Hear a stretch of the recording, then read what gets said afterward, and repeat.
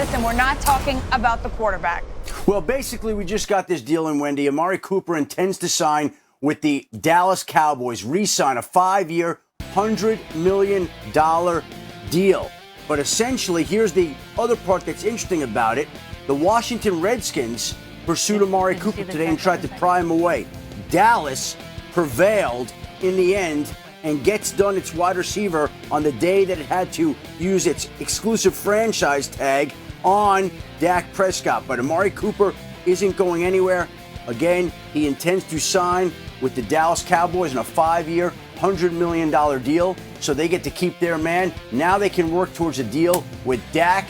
And again, the Washington Redskins made this interesting and challenging. And it almost was a situation where, again, the Redskins were convincing Amari Cooper to try to come to Washington, but he decided to stay in Dallas. And keep in mind, no state tax there, wouldn't have had to visit in Washington with everything going on, the new free agent rules. But Amari Cooper going back to the Dallas Cowboys, 5 years, $100 million. All right, Sheffy, good. And, of course, the team also using that exclusive franchise tag on Dak Prescott. They'll have till July 15th to work out a deal. But, now this piece in place. Yeah, Wendy, Dallas is paying for the mistake they made in October of 2018 when they reached agreement in principle with the then Oakland Raiders to give up a first-round pick for Amari Cooper. They should have immediately negotiated an extension. By not doing that, they gave him, obviously, maximum leverage, which increased today when they franchised Dak Prescott. And that's why when we see these sign and trades, it's critical for the team receiving the player to do an extension immediately. Dallas paid for it dearly today. But, 5 years, $100 million probably is he is the only wide receiver that teams really were totally fixated on in free agency this year. That's a heck of a deal for Amari Cooper and for the Cowboys. Once that franchise tag deadline passed and they had to declare their intentions one way or the other, they had to start hammering away on this Amari Cooper deal, and Cooper had some substantial leverage. If he had no interest in signing with the Cowboys or wanted the best deal otherwise, he could have fished it out. And Adam just mentioned the Redskins, so good on the Cowboys to get this one done, a precursor to getting, of course, a Dak Prescott extension done. And also makes sense. The team reworked the contracts of both Zeke Elliott and Lyle Collins earlier on today. And I'm thinking to myself, what's that about? Well, now we have our answer. When you're signing a bunch of players for a bunch of money, this is why you get all the extra cap space. Dak Prescott, here they come. They got to get that deal done. Listen, Lewis left us because he headed over to SportsCenter with Scott Van Pelt. They will have all the details regarding Amari Cooper and the Dallas Cowboys. And, of course, the very latest on a very busy day in the NFL. We'll be back tomorrow. Have a great night, everybody, and we'll turn it over to SVP.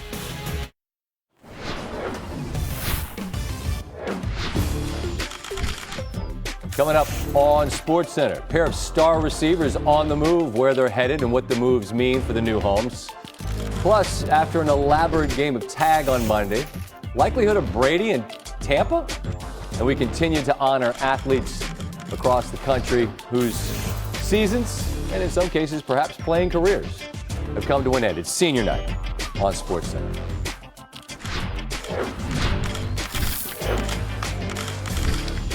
Hi there, welcome in. I'm Scott Van Pelt. This is SportsCenter. A lot of activity in the league. Louis Riddick standing by to give you his thoughts on the Cooper signing with Dallas, which obviously has just happened in the past few minutes. And Adam Schefter standing by with some thoughts as well. But we begin, as we do nightly, with the best thing I saw today. Steve, how you feel about zoos? Love them. How about aquariums? Love them. This is the Shed Aquarium in Chicago. It's closed. We know why it's closed. Obviously, a lot of stuff's closed these days. These are penguins. Their names are Edward and Annie. They're rockhopper penguins, and they're a bonded pair. That means they're going steady. Okay. And they're just on a little date, checking out the other fish. Hey, look at the fishies. How'd they get out? They let them out, Steve. They let them out. There's nothing else to do other than let old Eddie and Annie. It's like a Ben Folds song.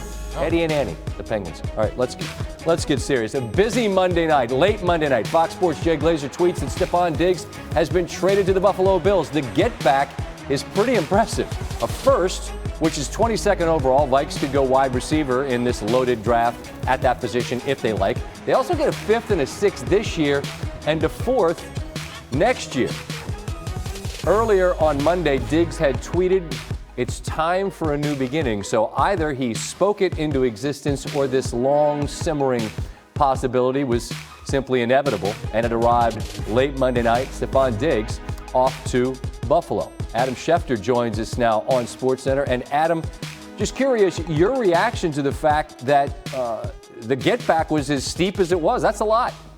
It's a lot, no question, Scott. And if you look back at last year, the Buffalo Bills had some interest in Antonio Brown, decided to go in a different direction, but they were not going to be denied this year. And I think you see the price that the Buffalo Bills gave up to get Stephon Diggs, and you look at the price that the Arizona Cardinals gave up to DeAndre Hopkins, and there are two different price ranges here that we're talking about. But the Buffalo Bills, in a draft that's considered deep with wide receivers, gave up a slew of picks today to basically pry loose Stephon Diggs, who wanted out of Minnesota. The interesting part was all during the day, Vikings officials, nothing's going on. We're not trading him. We're not talking to anybody. And of course, lo and behold, a few hours later, there's Stephon Diggs off to Buffalo, his own little Minnesota miracle delivered, because you're going to see DeAndre Hopkins land a new contract in Arizona. I would imagine that Stephon Diggs doesn't want to get paid again in Buffalo. And when you are a team that has surrendered all those picks like the Bills have to get a great wide receiver in Stephon Diggs,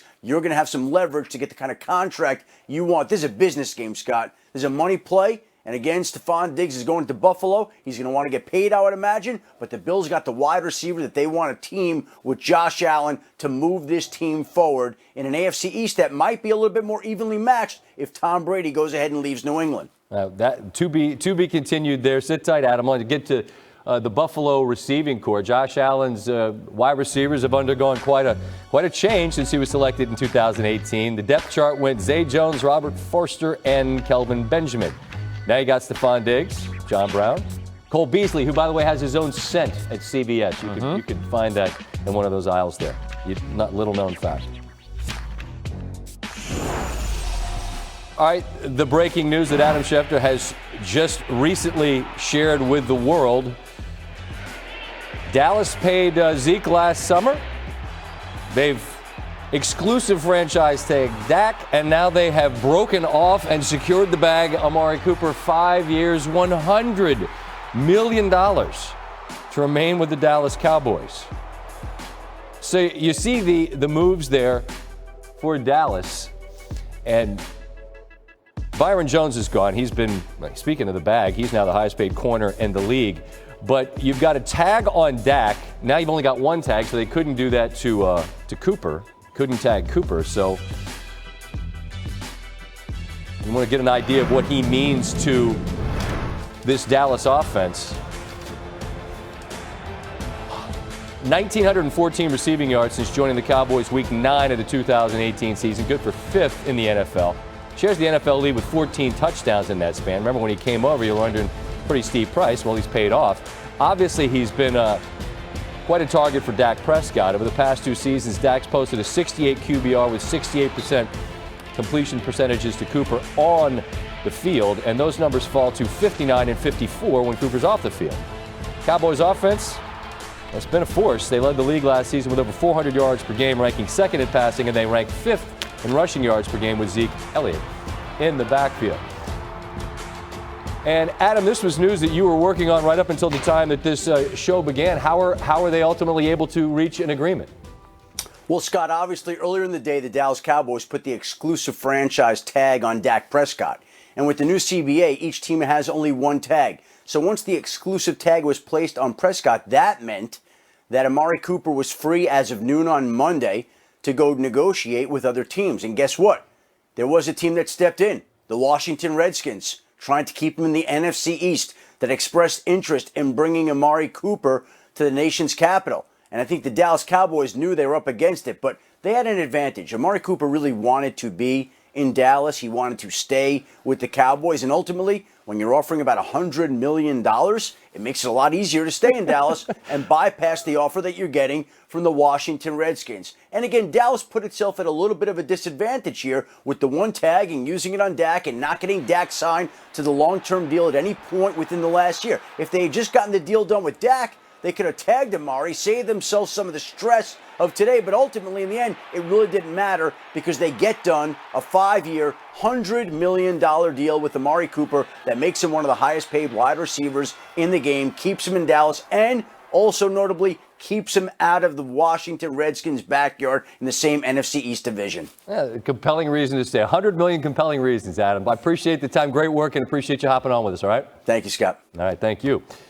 All right, Louis Riddick alongside, and Louis always asks you to put your front office hat on, and as problems go, it's a nice problem to have. A generational running back, generational wide receiver, and a quarterback that where he fits in the grand scheme we can debate.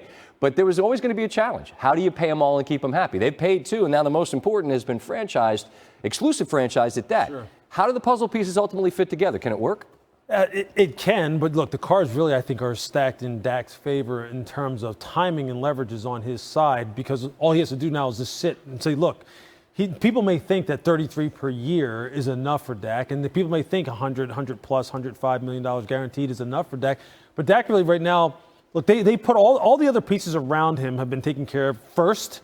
And if you're Dak Prescott, look, we all know that really the quarterback market isn't always rational. I think it can work, but it's going to work, I believe, at Dak's price. And he's going to sit and wait. But even so, if you tag him the next 2 years, I believe I have this right, you're going to end up averaging right around where Russell Wilson is. So, I mean, I think Dallas could look at him and go, hey, like if the next 2 years, I mean, then it turns into the Cousins game where you keep franchising him and then he's mad. Exactly. But you're still averaging what Wilson's averaging. Yeah, look, I mean, he could play that game, I guess. He could continue to bet on himself and bet on the fact that, you know what, I'm going to stay healthy. I'm going to continue to be able to play to my potential and everything. But look, that's not what players want. I mean, players want that long-term security. And this, at some point in time, if it hasn't already, Scott, it's going to turn personal for him. Because exactly what you just alluded to when you started off this segment. They've taken care of two of the other pieces. Right. Can this fit with the quarterback? The quarterback's probably asking the same thing. How am I not taken care of yet? But right now, look, the way they have built this football team, they are not going to let – I mean, look, no. Dak Prescott has to get his money. And if I'm him right now, I'm just sitting. I'm sitting and waiting. Yeah. Patient. That's right. And you're going to get paid one way or another. Huge. Right. It's going to work out. All right, so some late news trumps the news from earlier in the day. One of the best wide receivers in the game, DeAndre Hopkins, moved to the Arizona Cardinals, averaged more than 100 grabs a season for the past 5. And amazingly enough, Houston didn't get a first for him. They did get David Johnson and a second. And they also swapped fourths. But focus on the deal here. Johnson had that massive 2016 season for the Cardinals, over 2,000 yards from scrimmage, but he's been banged up since. Hopkins, meanwhile, is an elite receiver. Bill Barnwell gave the Texans an F as a grade. Bill O'Brien's getting crushed. I will admit to having a softer spot for O'Brien than many others in media. But no matter how hard I squint at this, I cannot make any sense of it. I get that they wanted a second. They got it. Yeah. But can you make sense of this not getting a first for Nuke? No, not at all. And especially considering the fact that the player that you got in return is a running back who has been hurt, when we all know that the replacement value at running backs, it's easy to kind of like get the kind of replacement value that you want, considering how running backs in second, third, fourth round running backs can wind up producing for you. When you're talking about a 27-year-old wide receiver that you send down the road and he had over 50 more receptions than your second leading wide receiver, you're taking a huge gamble. The only thing you can count on is this, or that you can bank on is this. One, this was personal between Bill O'Brien and him. And I think there's no secret that there was a rift right there. And two, Bill is betting on the fact that this is one of the deepest wide receiver classes that we've seen in the past 20 years. No doubt. And he's going to say, hey, you know what? Everybody's been talking about all these good wide receivers out there. Everybody's been talking about it. But all these other people are paying up huge prices like Buffalo just did for Stephon Diggs. I'm not going to do that because I'm going to bet on the fact that I can find one and develop one. And hey, guess what? I'm the GM and the coach. Do what I want. Simple as that. Yeah. I mean, that's what he's doing. Yeah. And you know what? Would most other teams have done it? No. Simple as that. The fit in Arizona. For DeAndre Hopkins? Yeah. Oh, I love it. I absolutely love it. Look, they're going to spread this offense out. Look, Kyler Murray, I'm not saying he's accomplished as Deshaun Watson. Of course not. But you're talking about a very athletic quarterback who really forces teams to fend the width of the field and the length of the field, which creates more space. They need more weapons down there. Christian Kirk is nice. They need more. Larry Fitzgerald can't play forever. But play down there in the desert with this wide open offense, with that young quarterback. Oh, you saw what he tweeted. He's happy as heck. Yeah, Kenyon Drake's going to get his too. Oh, absolutely. He exploded once he got out there. Absolutely. They've got some nice pieces. All right, there's plenty more to get to here. And there's a lot of other tags to discuss. After a season spent not playing following a training camp injury, A.J. Green tagged by Cincinnati. I wondered after talk of his return never materialized if he was simply intent on not playing again for the Bengals. Maybe it was more a matter of not playing again until a new deal and more guaranteed money was agreed upon. He's an interesting case. He's not close, in my opinion, to Thomas Jones or Hopkins in terms of a tier. And with a ton of talent coming in at that position, I wonder what he's going to get. Just how much can Green expect to get in terms of a ceiling? Meanwhile, in Tennessee, leading the NFL in rushing is what Derrick Henry did. And he gets tagged. And that's drawing some blowback from other NFL players after Ryan Tannehill got the giant extension, because clearly Henry carried the mail in the playoffs along with that defense. I'm saying that guy's got to get paid, because this is an interesting case for him, and he's had moments where he kind of slow to get going and then explodes late. You look at some of the other players that get tagged. You got a dozen players now who have received franchise tags, which is a total of 15, which would be the second most ever in a single season, after 21 were tagged in 2012. Others include Shaq Barrett, who led the league in sacks. Chris Jones, not surprising, in Kansas City, coming off that Super Bowl campaign. So as we just take a look at the big picture here, and we can get to the quarterback names too, and that's something that I want to get to here. There's a lot of moving parts, and a lot of it happens here late. Sort of, what to you are sort of these headlines from today? Yeah, interesting. From today, obviously, I think the wide receiver movement and the prices that some teams are paying for, good wide receivers, namely Buffalo. Look, Buffalo gave up a lot. Without a doubt, they're saying, look, Josh Allen, this is it, man. We've surrounded you with some people right now. We don't care what there is out there in the draft. We think we have right here a premium wide receiver, and right now we're ready to rock and roll in the AFC. So, look, they're going all in despite the fact that the draft is heavy in wide receivers. That's interesting to me. Obviously, it's interesting what the Texans do in retrospect, saying, look, we're going to go ahead and let a good wide receiver in his prime go ahead and go. We're going to take a running back. And right now we're going to weaken ourselves at a position that really we didn't need to weaken ourselves at, but it was more personal. Those are always interesting to me when people make those decisions in the first 20. We're not even really in the first 24 hours of free agency. And teams are doing these kinds of things. Those kind of all-in type of moves always kind of pique my interest. Phillip Rivers talks to the Colts. Brady to the Buccaneers is something that, whether it's real or not, is getting talked about. I'm very curious about this. We know the names. One's got 6 rings. The other guy's got top 10 in a million different categories, obviously Rivers. How important, Lewis, is the fit for them? How much does that matter, in other words, for them to matter where they go? I think it's absolutely crucial. I think it's the number one important factor as far as it turning out to be a successful transaction. Look, especially now considering the landscape right now, where these guys are really going to wind up signing places, veteran quarterbacks that are very much so used to, Scott, doing things a very certain way, a very particular way. They're going to wind up signing with football teams where they never have stepped in that team's building, have maybe never met hardly anyone, any of the key factors. So I think fit and familiarity are going to be huge. Look, for Phillip Rivers, obviously you can make the connection with Frank Reich in Indianapolis. For Tom Brady, to go to any of these places other than New England right now, to go down to Tampa, who does he know down in Tampa? Who's he ever worked with down there? This is a guy who came from the most regimented accountability type of place for 20 years, and he's going to sign somewhere else? I can figure out where Evans and Godwin are pretty quick. Yeah, exactly. You know what? That's true. But, for him, does he